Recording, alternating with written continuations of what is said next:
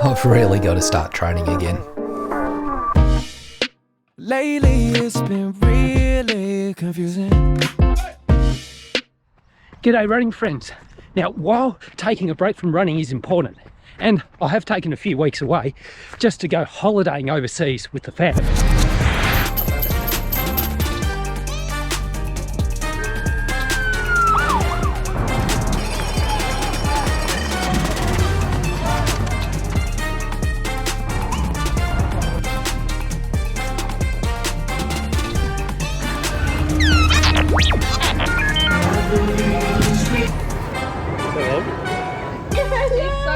How do we return to running properly?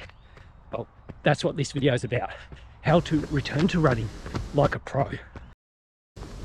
There's an obvious best place to start. First, we run, but we keep it simple, we keep it basic, no set pace, no set heart rate, no set effort.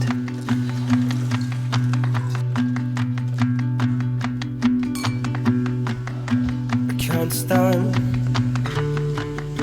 No matter how hard you try, you're wearing down every bone, but only just getting by. In my mind, there's nothing else you can do. The world is filled with color, and all you ever see is blue. Oh, don't look at that heart rate. It's wearing you down. Down low, when you pick yourself off of the ground. Despite feeling fresh, we're still unconditioned. When starting back, the body will likely struggle to handle the load. It'll get stiff, it'll get sore. Pay extra attention to your prehab and body work. Yoga, stretching, foam rolling, massage, or whatever. I find strength and mobility work usually is the best for me, but you choose what seems to work for you. Take notice of how your body feels and focus on those trouble spots. My prehab work looks a little something like this.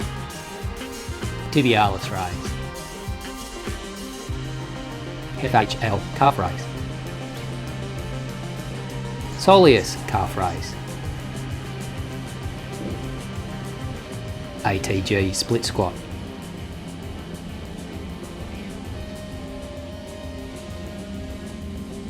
TVA activation,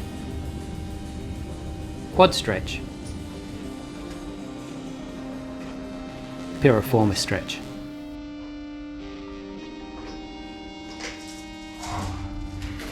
Oh, that right side's way worse. Patience grasshopper. This is an approach that I've believed in for so many years, but have often failed to follow to my own detriment. So that approach first, if you really want a deep dive into the basic week, you need to check out Gordo Burns' work. It's mainly triathlon focused, but all sports, including ultra running, can learn a lot from it. I'll leave some links down in the description so you can check it out. Niels van der Poel was famous with his manuscript on how to race a 10K of having a basic week that lasted 5 days, but he took 2 days of recovery after that. Paula Radcliffe, she also followed a similar approach in which she took 7 days of training with 1 day off. I like these approaches, but I'll split the difference. I'll be taking 7 days of training, 2 days of recovery, and that fits in well with my work roster. There's always a little bit of variation somewhere, but the whole idea is that I have a structure that I can repeat week in, week out. And with that basic structure, I can either add a bit of distance, a bit of intensity, or whatever is needed to help with progress. And by incorporating that regular recovery, I know that it will help with consistency. So the basic week allows for consistency, easy structure, it's repeatable, and hopefully it works with my training. Chances are you won't be able to handle a full basic week right at the start.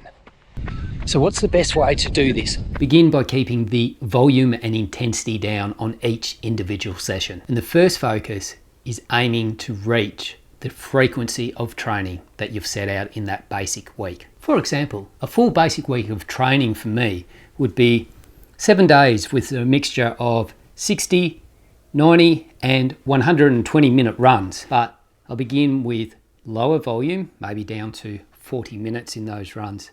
And in my first week, I only ran 6 out of 7 planned runs. The following week, the focus is still on trying to build the frequency and get in all 7 runs. And it's only after you've reached the frequency requirement of your basic week that you can start adding the volume onto those individual sessions. Then you can think about introducing some intensity. So it's frequency, then volume, then intensity. When you return to running, it's so easy to overdo it. Your body still remembers how to run quick. It's just that you've usually lost some of that conditioning to be able to handle it, particularly if you're getting older. Take it easy, easier than you think you should. You'll be surprised at the progress you make. And you do without making a sound. You try and you're bad.